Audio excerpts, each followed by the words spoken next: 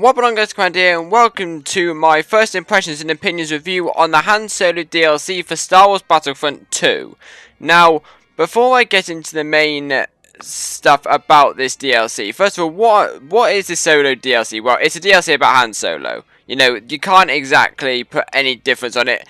There's been a lot of cause for concern around the community of Star Wars Battlefront regarding this, because everybody wants Clone Wars content. I wanted Clone Wars content. I knew they were going to release the Solo DLC, because the Solo DLC is coming in later of May, and we all knew it was coming. We all knew it was going to happen. I didn't want it to happen. I wanted a Clone Wars DLC. Didn't make me not download the DLC and not play it, because some of the stuff that was advertised did look really rather good, and I'll get into that in a second. But it's not what we wanted. EA really do need to get their heads out of their backside and listen to the community. Yes, they sort of had to do it, but they could have left it a little bit and just did this as sort of like a little content drop instead. Now, I'm not going to talk about the negatives first. I'm going to talk about the positives first. And so I'm going to continue my little how I normally do, so positives first, then negatives. Now, to start off with, the first thing you notice when you go in to Star Wars Battlefront 2 after you update the game is the menu looks instantaneously different. Now, the main difference is the actual background's changed from like a space station to sort of like a background of the Death Star, of a Death Star wall or a Star Destroyer wall, which I think is really nice touch. It brings it out a bit more because it's more light instead of dark, which is sort of, I like that little touch. It's like a little touch that just like makes it look, the menu look a whole lot nicer. And also, they've cut out the holograms in the main menu, which I think is the best idea ever. I looked at a mod that was released months ago, right when the game first came out, called the No Holograms mod. Now, I looked at that, and the first thing that I noticed was how good the models look and how much the hologram effect on the models, so the clone trooper, the heroes, the villains, etc., how much the hologram effect shadows how good the models actually look. Which I thought was a really, and when I looked at it, I thought, bloody hell, those models look good. But you go back into the game and you think, it doesn't really look that good, really, does it? But now that they've taken it off, you can see how detailed those models are. I mean, I've got my new internet sorted, and I tried to stream Battlefront off my Xbox onto my PC, and I had my screen right in front of my face, and I thought, bloody hell, the clone trooper looks really cool. That's the first time I actually looked at the models and thought, bloody hell, they look brilliant, you know. So that's a really nice touch. I do hope that EA and DICE maybe turn in a little feature if they haven't already and I haven't noticed it. But in the settings, turn a option to turn the holograms on or off in-game and in the menus. Because in-game, the holograms are still there. No, it's not as predominant. And yes, it's been toned down. The effect has been, the opacity of the effect in games has been turned down massively, but I really still would like to not add an option to not see the holograms in game as well, and maybe see them in the menus if I so much want to see them in the menus. So I hope the EA and DICE put that option in there, because that would make it make it even better for customization. It's sort of like a little niggly customization for the game, maybe, I don't know. But yeah, the menus are really good, and you can actually see the character. Like, I looked at Darth Vader and I was like, I didn't actually know Darth Vader looked this good, because the hologram effect shadows him so much. And the next thing to talk about is the Hero Showdown game mode. Now, the Hero Showdown game mode is basically the new heroes versus villains in the grand scheme of things. It's a 4-player game, two a side, and you get to choose your own heroes. The best of 3 rounds. So whoever wins, whoever get the first to get to 3 wins the match. And how it works is, at the start you've got full range to choose your characters, right? You have full range to choose your characters from either the light or the dark, depending on which side you're on. And you've got to fight up against your opponent. If you win and you beat the other team, you then cannot choose those 2 characters in for the rest of the game, and the other team gets full selection again. Now, if you're on round 2 and you've won one round and lost another, you still get the same amount that you had when you lost, which I think is also a really, really nice touch as well. Well done, EA, on that part. But what I do really like about this game had more than others, is I played a game mode. I played one match, and I got the first round I got absolutely slaughtered by a team of Darth Vader and Kylo Ren, I think it was. I can't remember exactly. But it's Darth Vader and another hero. Now, because they won, they weren't allowed to choose Darth Vader or Kylo Ren for the rest of the game, which actually gave the player I was playing with a cutting edge to actually fight a bit better, because we had lost, so we had full selection over all of our characters, and that sort of made us win that match as well. The next 2 matches, which I think that's really, really nice for balancing, because I think heroes versus villains, yes, you've got infinite respawn, so it doesn't particularly matter, but if you're very strong with one character and one hero, and you're really OP with it, like, I'm very OP, generally speaking, I'm very, very OP with Darth Vader. I know how to use Darth Vader really rather well. So, if I'm on one of my good days, I play heroes versus villains, I play 3 matches and I get MVP for every single match because of how well I play with Darth Vader. But that sort of means that because I'm such an ace with Darth Vader, I can't, everybody else is sort of having to walk around me, whereas with this, I could play as Darth Vader and win one match because of how good I am with him. But I could win one match, but because if I win that match, I can't choose him again, that means that I have to choose another character that I might not be as strong with, so it gives the other team a bit of a cutting edge to win, if that makes sense, which I think is a really nice touch. That's what I like about the game mode. It gives, and also it makes you very diverse of your characters and of your heroes that you choose. So, let's say you've got, let's say my Iden Versio. I'm not very strong with her character as far as like ranking's concerned. I don't ever rank her up. I don't ever play as her very much. I always play as like Darth Vader or Palpatine or Darth Maul or whatever. Lightsaber, Force users, ironically, but never mind. But let's say I played 3 matches as Iden Versio. Let's say I played a match as Darth Vader and then I played a match as Kylo Ren.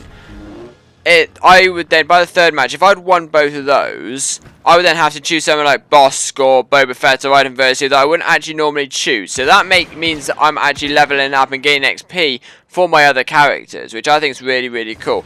Because it sort of forces you to use characters which you wouldn't otherwise choose, and it would grant your skills in that, so you can use them in other game modes as well, which I think is really, really cool. It's a really nice game mode, so well done EA for that.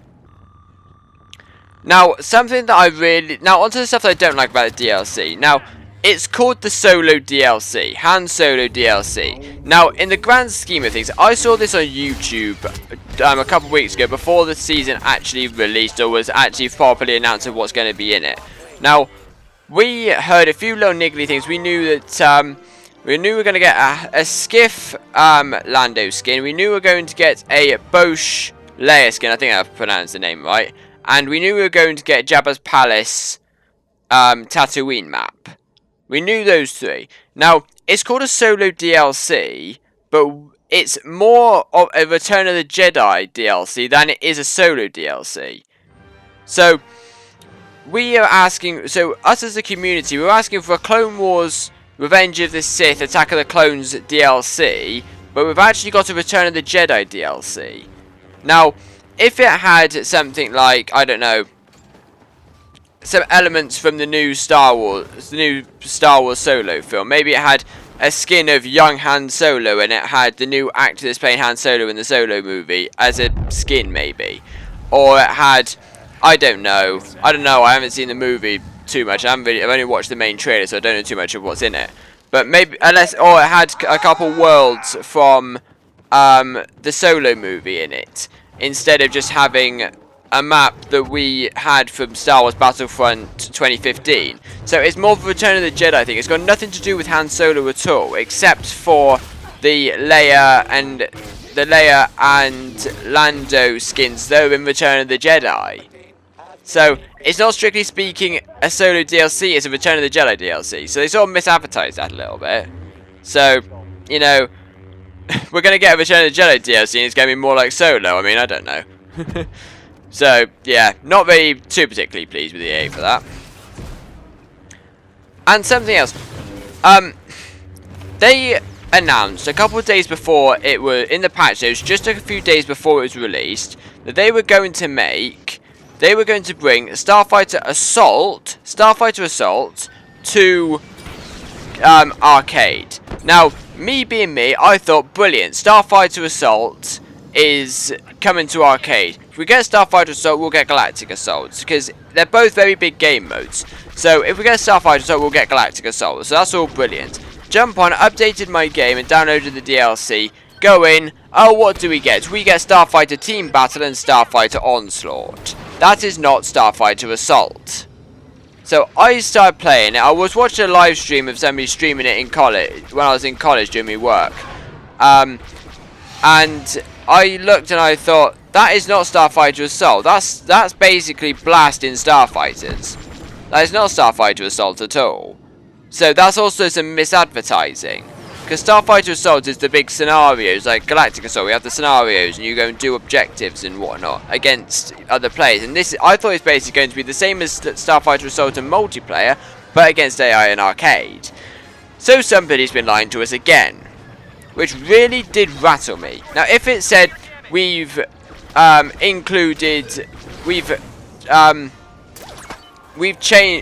Starfighter Onslaught and Starfighter Team Battle into arcade, or we've added something into arcade which is exactly like what we've the on foot arcade games, but instead of on foot it's in Starfighters, in Onslaught and Team Battle. You know, that's fine because they told us it's not Starfighter Assault. That's what they advertised it at.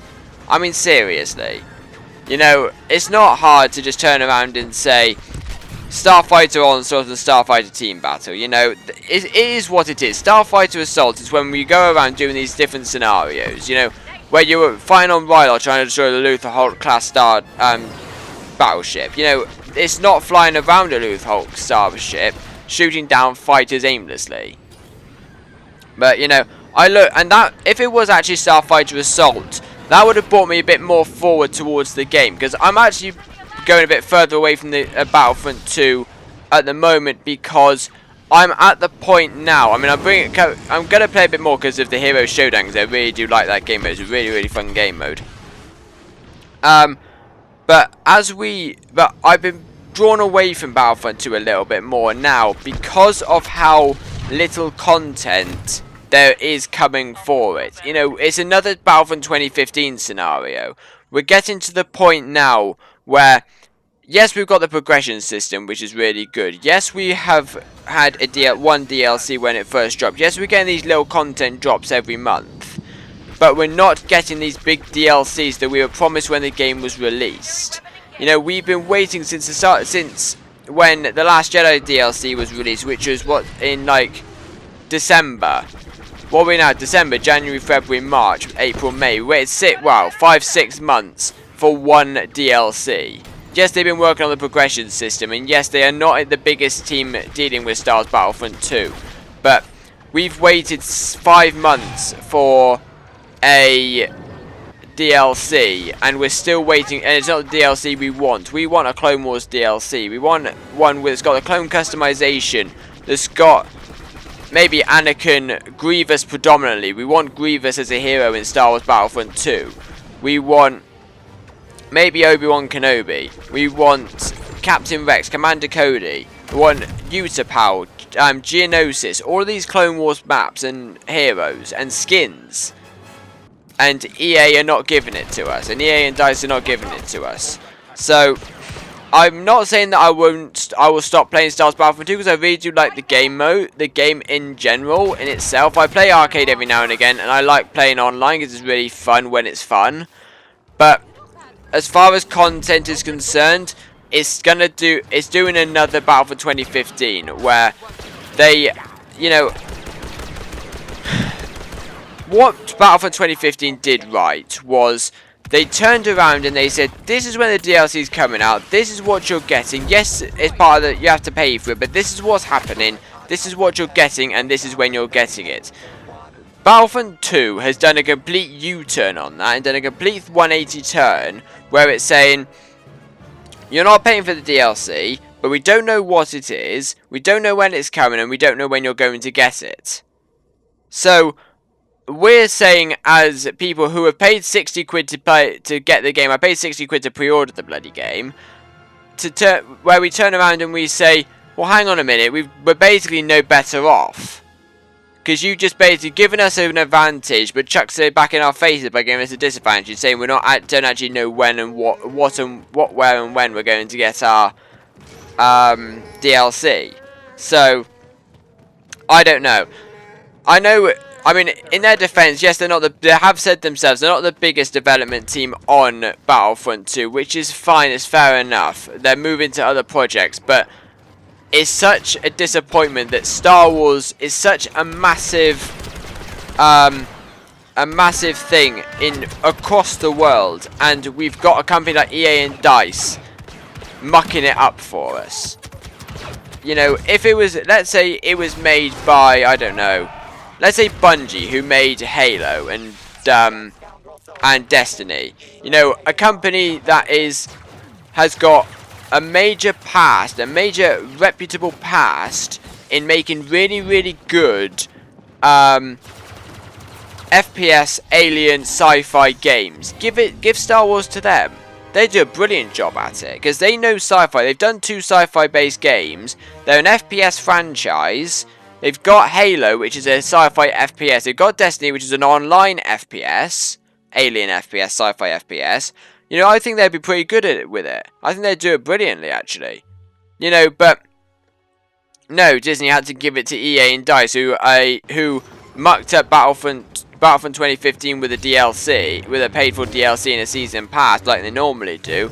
And when they tried to recuperate themselves by bringing out Battlefront 2 with no paid-for DLC, they completely mucked up the scheming with it and the DLC release. So I don't know what's better or worse.